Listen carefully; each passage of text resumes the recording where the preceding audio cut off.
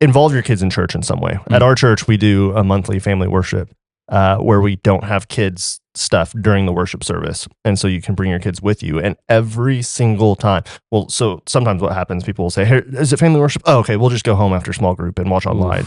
And that turns me into the inside out, like rage. Like fires coming off the top of the head. But then, I don't know if this is worse or not, but we'll get into the service and people will grumble about that. And I'll even have friends, if you're listening, I'm sorry, not actually.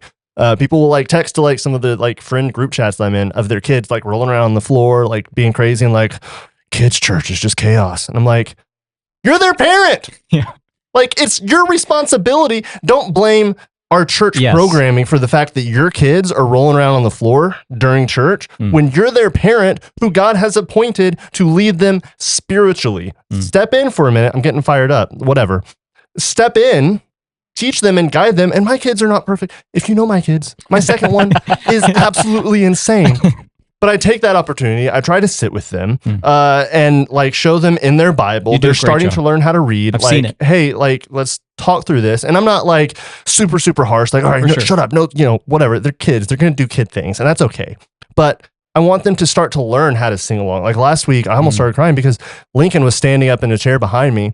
And like, I'm singing the songs, we're doing whatever, you know, you kind of have like a little bit of a pulse on what your kids are doing, as you should as a parent. And I hear him start singing the songs behind me. I'm like, this is what it's about. But then I look around, and not to get like holier than thou or self-righteous or whatever, because there's a lot of areas that I suck, and I'll get to that in a minute. Everybody else is just like, man, my kids are such a nuisance. They're such a distraction. Like, how are they ever going to learn about Jesus if all they're doing is rolling around? I'm like, yeah, gee, if only they had a couple parents that were there that could help them do this. That's literally your job as a parent. Stop outsourcing it to your kids workers at your church. That's dumb. I don't know if I'm allowed to say that, but whatever. So if you're listening and maybe your church does something like mine, I know several churches are starting to do that kind of thing with their kids programming, is periodically take times off. If your church does that, great. Take advantage of that and use that opportunity to teach your kids. But if your church doesn't do that, maybe make an intentional choice to every couple months, pull them out of kids service. We have a few parents who do that. They'll pull their kids out of kids church to let them sit with them and learn that and then send them back. Like, it's super good. And I can't overstate the value of that. Does this problem exist in like the Presbyterian church where like they believe that they're like, I would be interested to see if this is uniquely evangelical Baptist position where like kids are actually not a part of the church in any real way. Right. I think we should start baptizing our babies. That's what I'm saying. Takeaway. I think Cameron makes fun of me that I'm a closet Presbyterian, but like that's not true. But I think there is because of one doctrinal point.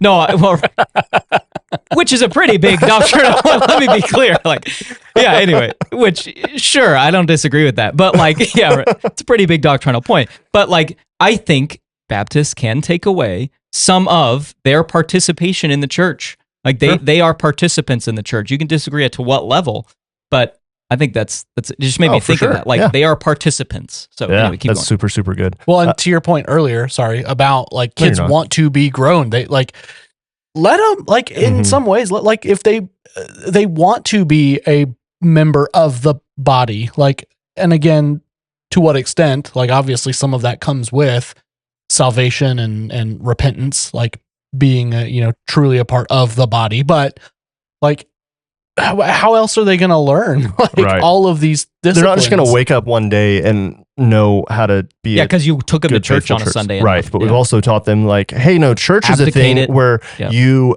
don't bother the adults and they won't bother you. Go have fun and sometimes learn a little bit about the Bible, color a picture, but stay out of our way. The adults are doing holy things and you're just a distraction. And so we teach kids that. There's a statistic, there's a book called Why They Stray, or Why They Stay, actually. The title's really confusing because it says Why They Stray and then stray is X'd out and it says stay. But it's a study, like, because there's a lot of studies on trying to decide, like, hey, why do people leave the church when they get into college and beyond? This book sets out to do the opposite. What's true of the people who stay in church? What are the factors that lead to that? And they talk about when, like, for our whole generation, right? We talked about going back several decades.